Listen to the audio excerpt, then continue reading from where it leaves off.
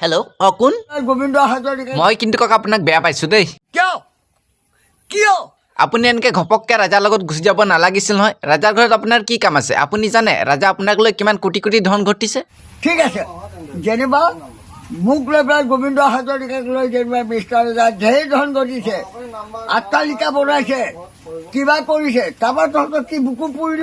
আমাৰ বুকু পুৰা নাই ককা আমাক আপোনাক লৈহে বেয়া লাগিছে ৰাজাই যে আপোনাক লৈ ইমান কোটি কোটি ধন ঘটিছে আজিলৈকে আপোনাক কিবা দিছেনে তাৰপৰা তহঁতৰ কি পেট পুৰিছ মই দিছোঁ মিষ্টাৰ ৰাজাক টকা তহঁতি দিছ নেকি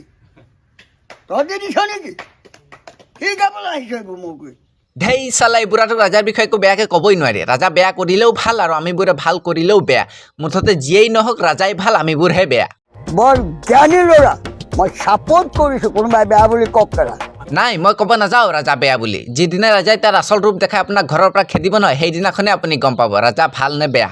ৰাজা কিয় খেদিব মোক কিয় খেদিব ৰাজা কিয় খেদিব অথনিও পাইছোঁ মই